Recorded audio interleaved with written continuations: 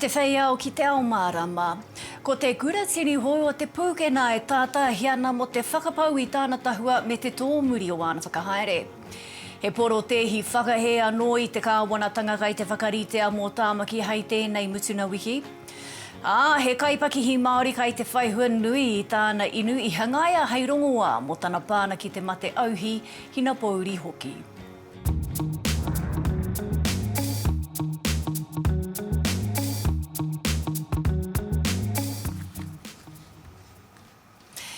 E te ti e te tārarau mai ki Te Ao Mārama.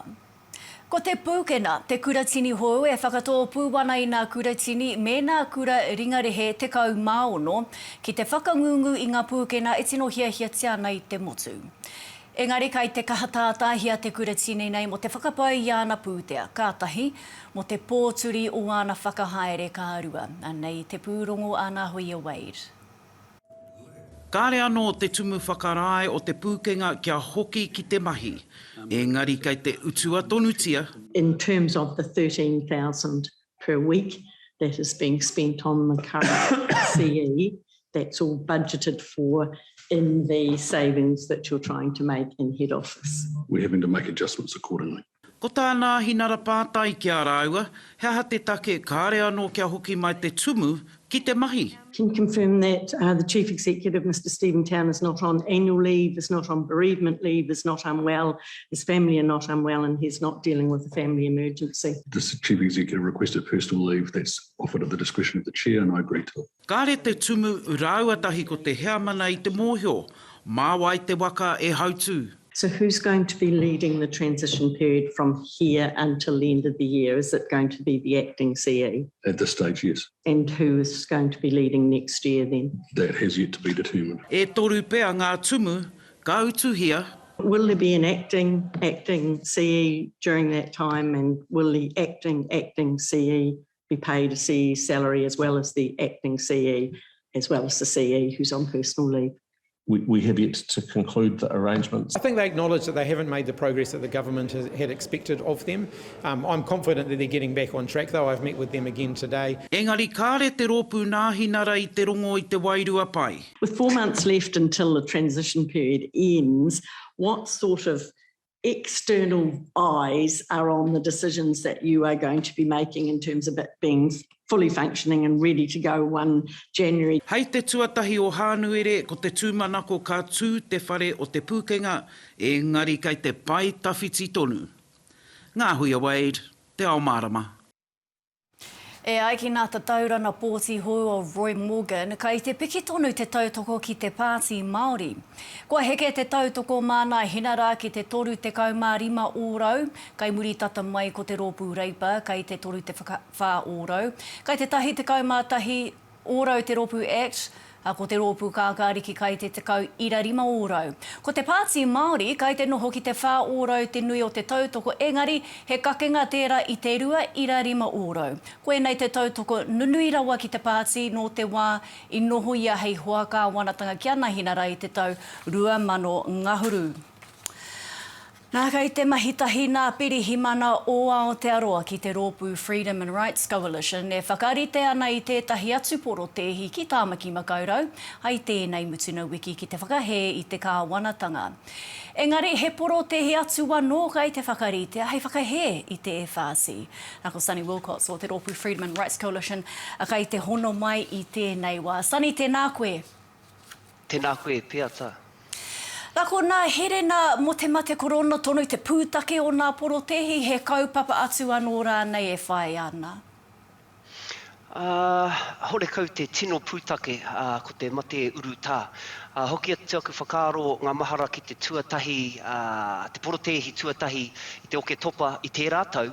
Ka tua Brian mo te tahi kaupapa, ko te freedoms and rights mo ngā tāngata o Aotearoa katoa.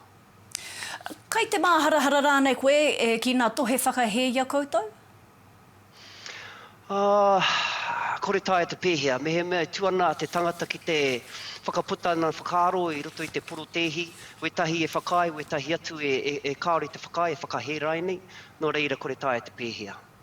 Sani, te kauma ono nā tāngata kua hāmene hia, ko tahi hoki he tai ohi kua tukunātu ki nā rato nā āwhina i te rangatahi mo te noho porotehi ki paremata i tēnei tau. Engari, he porotehi anō ki paremata kai te whakarite e koutou hei te rā rua te kauma toru o tēnei marama. He hapū te hua e whai ana? I tēnei rā, he ana mātou ki te kōrero ki wetahi o rātou nā hunga e noho ana i te whare pāremata, i te porotehi, i te pēpuere o tēnei tau, hore kau te tahi atu i puta mai ana ki te kōrero tahi, ki te tukuna mai kia mātou te manaaki me te aroha o taua whare, no reira koina te tuatahi, ki te kōrero tahi, ki te whakaputa wetahi o ngā raru, me ngā he manawa pēr noho nei roto i a mātou, ngā ira nei ngā tangata o Aotearoa. Hoi anō, he porotehi atu anō, hei whakahe i o koutou kai te whakaritea, e ai ki te kaiwhakahaere Mark Graham, kāre koutou ko Brian Tāmaki, te tohe mō nā mana tangata, kai te tohe noi homo a koutou hia ai. He aha tō whakautu ki tēnā? Kia hau nei he kōrero kuare tērā. Mai te tīmata, te kauma, tahirau, rima te kau ngā porotehi i whakatū e te pihopa mai o ke topa, tainua ki tēnei wā, ko te kaupapa heorite i ngā porotehi katoa, o ngā freedoms me ngā rights o ngā tāngata katoa. No reira, ka reo te mōhio ko waia Mark Graham, hoi anō, ko tāku e kia tu ki aia kururaki e hoa me tō tira, kei tā haere tonu tātou i tēnei o ngā rā whakatā. Taku pātai whakamutu nei, he hana tohu ana pirihi mana ki a koutou mo te whakahe? Kaore te tino mōhio, hore kau a hau te kaiwhakarite i ngā mea pēnā, he oi mō mātou o te Freedoms and Rights Coalition ko te mea nui ki te mahi tahi, ki ngā prehi mana, ki te mahi tahi i runga i te Māori tau. Ka pai, Sunny Wilcox o te Rōpū Freedoms and Coalitions Rights, tēnā koe i nā kōrero. Tēnā koe. Nā kai tua ke tonu ko te mau rākau, te poi me te raranga ngā pāraha tētahi hōtaka mō nā kaumātua o ngā tikahu, hei whakatairanga i te haura me te whakapakari tinana.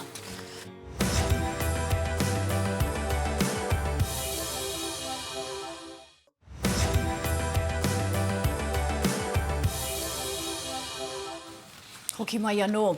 Nā, ko ia te tānei kōrero tia i roto i nā rerenga uru paunamu mo te tūrana kai ārehi takirua o te rōpū kākāriki tērā wiki, ko te anō tui ono tēnei. Te tūhono mai nei ki te kōrero ina take tōranga pū, atana rōpū, te anō tēnā koe.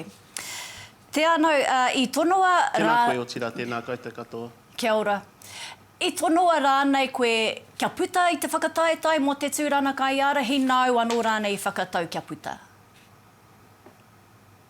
Nau anō, noku anō te wheringa i te mea kei te whakaro ake ai ki te horopake o tēnei momo whakataeta. I te mea pai ki ai kia wānanga nā kōrero, kia taupatu ana nā kōrero hoi. Kia raro nā rama o te ao pāpāhona e tēnā pe kārehe oranga mō tō tātai nei pāti. No reira, kua e tērā kaupapa nōku. No reira, i wānana hia nā kōrero mea wai? Me wānanga nā mema. I te me nāna o mātou nei mema o te Pāti Kākāriki, e nei tūkanga katoa i whakatauria, tērā te rereke o tō mātou nei Pāti ki wera atu. No reira, ko te mea nui, ko tātou katoa nā mema paremata, ko te mea nui kia whakarongo ki nā mema o tō mātou nei Pāti. Kai te ha James Shaw me tā koutou Pāti ki te whakatika i nā raru? Me pēnei ana kia tātou katoa o te Pāti Kākāriki, o tātou mātou nā mema paremata, kia kaha ki te whakarongo ki nā mema o tō mātou nei Pāti, kia kaha ki te au ki nā tukanga o tō mātou nei Pāti, ka kite tātou ki tērā awa o nā āhuatanga ki roti nā wiki kia te haramai. Nā, James Shaw anō te whakaro i tana tūranga hei minita take a huarangi, kia kaua e whai wāhi nā rākau no tā wāhi ki te kaupapa utu waro, me aro nui atu ki nā nahere Māori. Engari nāna kaipapuri whenua Māori nahere te tohe e whitu piriona tāraka ngaro i a rātau i tēnā whakarite nā. Ko tōhu te kāwanatanga mo tēnei wā, engari pēhea te rōpū kākāriki?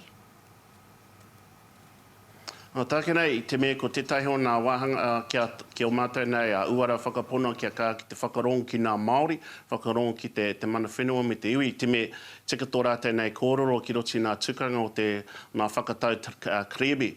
Hoi, ko tētahi wahanga anō kei te whakaro ake ai ki te āhuatanga o te paina, i te mea karetera i te tino pai mo te whenua, no reira e rua nā take me tauriti i tēnei wā. Pai ake ki au nei kia whakatupu nā rākau Māori, he oranga o tātou nei ngāhere ki roti nā āhuatanga o tō tātou nei ao Māori onihi. Hoi anō he kōrero e haere ana i tēnei wā. He kaupapa nō tā James Roara ko te āhuarangi hou, hea te tikana o tērā? Ko te kaupapa mo tēnei me te huringa āhuarangi, ko te mea nui kia whakariti tētahi māhere i te mea kei te mohi o ke tātai kei te heki nā tai, kei te mohi o ke tātai kei te raru haere nā huarere, no reire me whakarite māhere, kia āhei o tātou nei kaunihera, kia āhei te kāwanatanga, kia āhei tātou katoa, kia whakarite a kātika, kia ora tātou, ki roti nā āhuatanga o nā pōraru āhuarangi. Te ana kua hoki mai te pirimea i hāmo i reira hoki koe, hea hana hua o tērā haerenga? Te mea nui ki au nā runga i te nākau o tēnei me te whanangatanga, ki runga i te nākau tēnei me te whakapapa. Te mea kua ono te kautau tēnei Treaty of Friendship i Wainganui a Hamo me New Tenini. Anō era he pai kia haere nā kanohi katoa o te paremata, kia mohia mai rātou, ko tautoko katoa mātou nā mema paremata ki tēnei āhuatanga, tēnei hui nui mō tātou katoa. Anō era pai ki au nei kia rongo ki te aroha me te manaakitanga o tātou nei whānau ki Hamo. Me te mea anō, me whakaro ake, i roto i nā āhuatanga i whakapātātou mo te dawn raids i tērā tau, me e ratu o nā whakapātu i tērā atu o nā tau. Hea hātu nā mea me whakataki hea tātou ki rungi i nā āhuatanga o te whanangatanga Wainganui ia tātou ki Aotearoa me o tātou nei whānau ki Hamo. E whakapatipati atu koutou ki Hamoa nā te noho a haina ki tau o motu? Ara mai kua puta te taringa. Tērā pātai anō? I whakapatipati koutou i Hamoa nā te noho o haina ki tērā motu?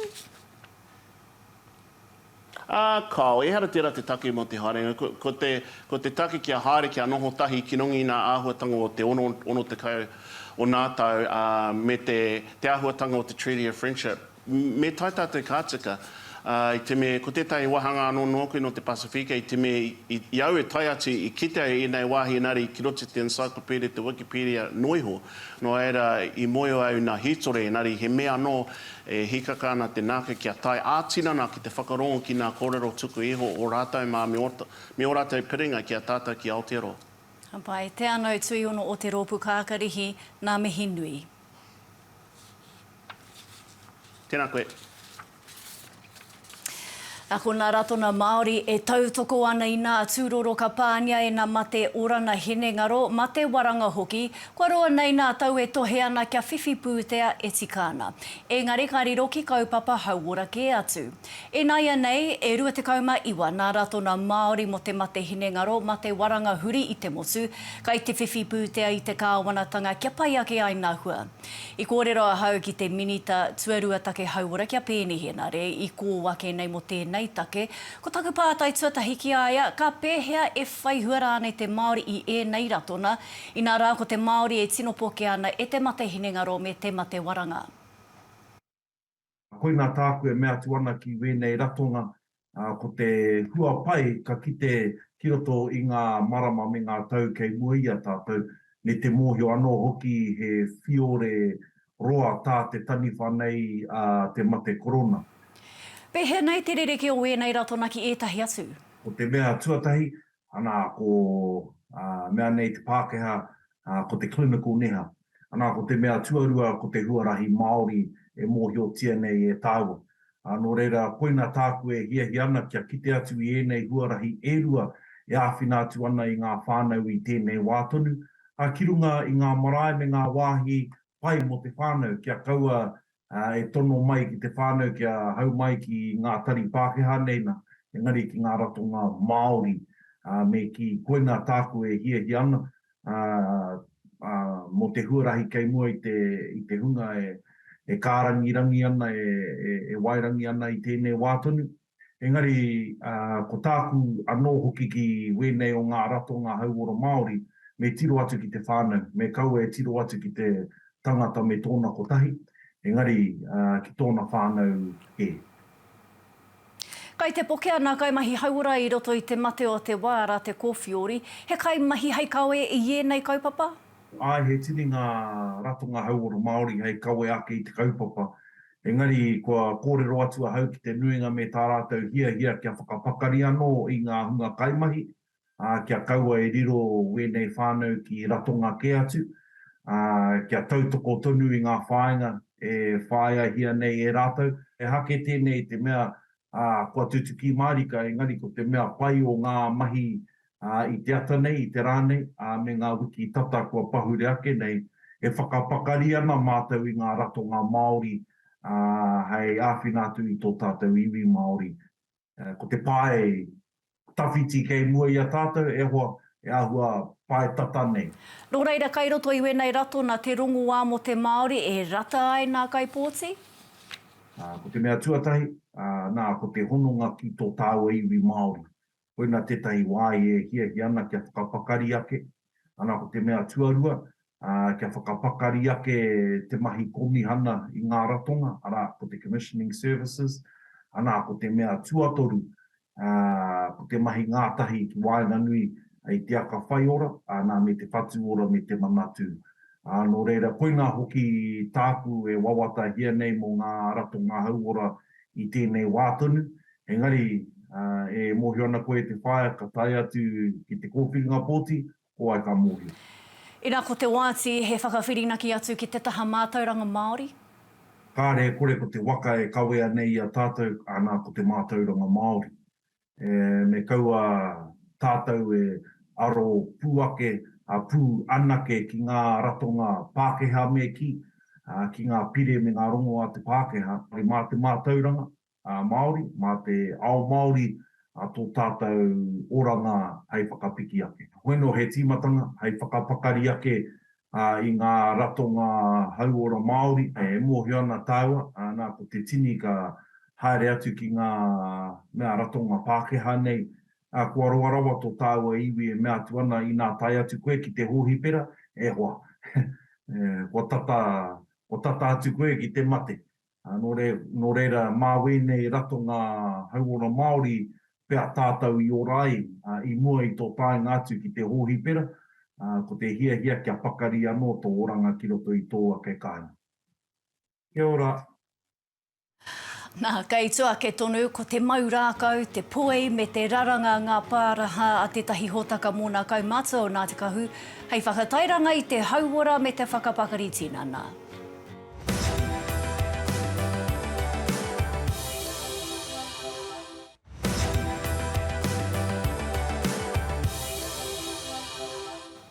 Hoki mai anō. Kai te huku o te ika tētahi hōtaka whakapakari tinana, whakapakari hoki i te hauora o nā pēpere kou o nā te kahu, whai muri i te noho hōngoi nā tau e toru o te kōwhiori. Ko te kai tōtika me te kori tinana ētahi o nā koranga, me ngā mahi Māori pēnei te mau rākau, te poi, te raranga anō hoki. Kai atu ma mau harawira tēnei pūrongo.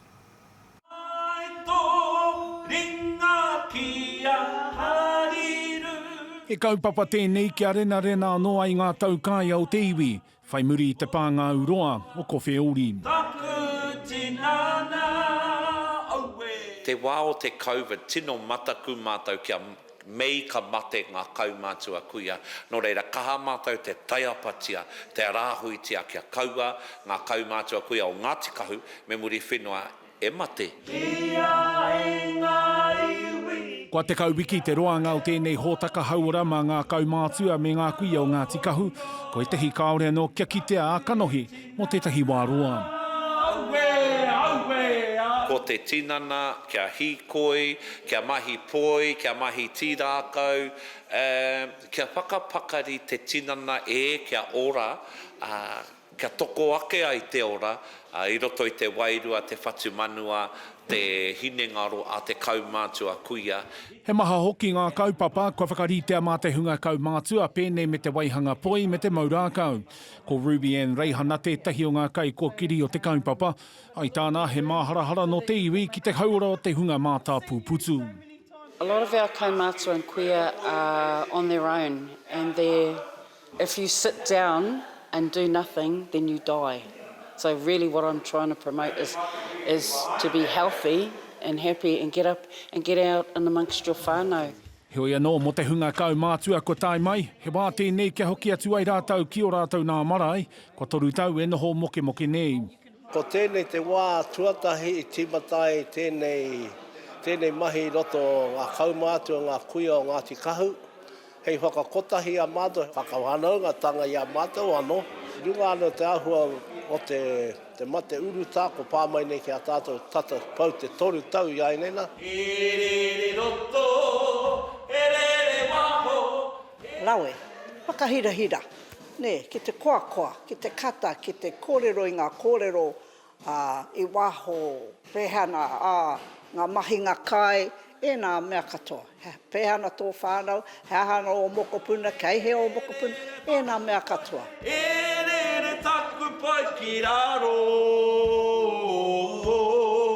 Tumo mao harawira, Te Ao Mārama. Ko tāku tā Haturini Magawi o Nai Tū Hoi, he pou hāpai nā mahi maurākau a te Māori.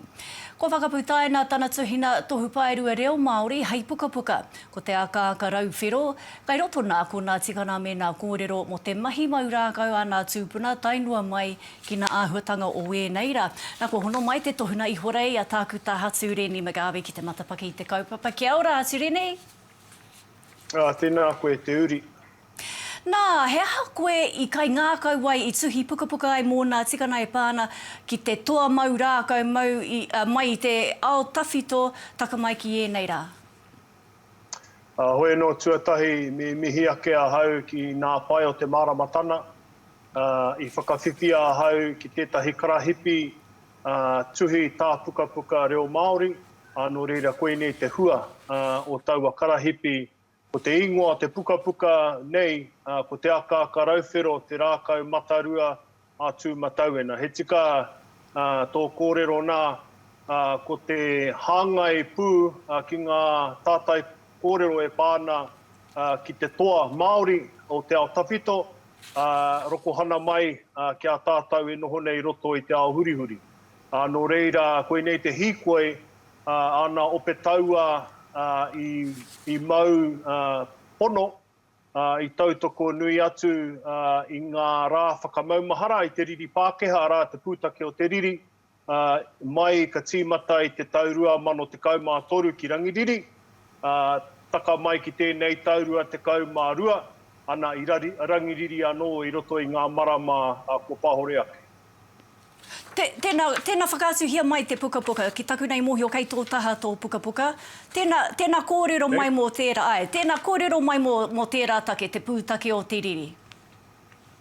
Ko te pūtake o te riri, koe nei te rā whakamaumahara, ngā rā whakamaumahara I ngā tau kaipakana, I whakaeketia tātau o tātau mātua tūpuna e ngā ope mane rau a te krauna. Ko te mūrei whenua tērā, I pāhua nuitia o tātau mātua mai I ngā tau tahi mano warurau whātekau marima, tai atu ki te tīmatana o te rautau ko tahi mano iwarau. Nō reira, ko te riri Pākehā e ki ana o mātou tūpuna o konei, hoi anō, ko te pakana o rangiriri tērā, ko te tarata, ki te whakatōhea, ko te kupena tara mainuku, ko kaokaoroa ki te rohe o Ngāti Awa, ko maunga pōhatu hoki tērā, whakaeketana o ngā pirihimana, ia tai, rua kēnana, ko o rākau pai wai, ki te rio Waikato, ko rua peka koro rāreka, ki te nota, ki o tātou huana o te Tai Tokerau, ko Waitara, ki te take o te maunga tito hea, ko Waire ngā hika ki te Tai Rāwhiti. Me te huhua o ngā pakana i raupatu hia o tātou tūpuna. Kia huri tāwai naina ki tētahi atu kaupapa. He kiriata poto ka puta i tēnei wiki e hāngai ana ki te haka atu hoi ara te pūru. He kaupapa pai tēnei, pai ake rānei tēnei ho whakakeke?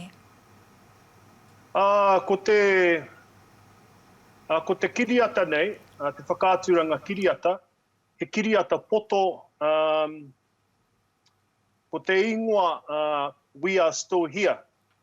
No reira e waru nā kiriata poto nei, e whā mai i a tātou ngai Māori o Aotearoa, tai atu ki o tātou whanauna o te moana nui a Kiwa, e whā nā kiriata poto mai te pāpaka māwiki a hitreiria te iwi moimoia. No reira, ko te whakaaturanga tuatahi i tū ki reira ki a hitreiria i tērā marama, ko te whakaaturanga tuatahi, tērā ko te whakaaturanga tuarua a pōpō, te whare pikitia o civic ki Tamaki Makaurau, ko te whakaaturanga tuatoru, kai te kura o Huiarau, ki te mārua o Ruatāhuna ki te Urewera.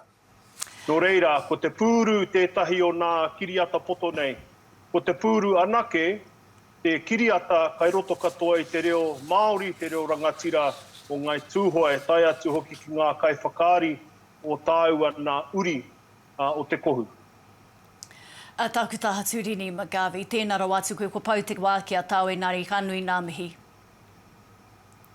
Tēnā koe, tēnā tātou. Nā, kina matapai huarere i nai nei he paki ki kai taia, he haupītonga ka papuhi ki reira, ka timata te rangi i te kohu ki Tāmaki Makaurau me rotorua, ka re he kōrero i tuatu i te ātāhua ki tūranga nui i a Kiwa, ka ua pēa ki ngā motu hei te ata. Ka tāmaru nā rangi etahi wā ki te taone matua, he rangi pai huarere ki whakatū me o tautahi, he hauaho ki tāhuna, wai hōpai ka marangai hei te tūhoitanga o te rā. Akāti, koe nā tā Te Ao Mārama, atu ia mātou katoa kia ai o te pō.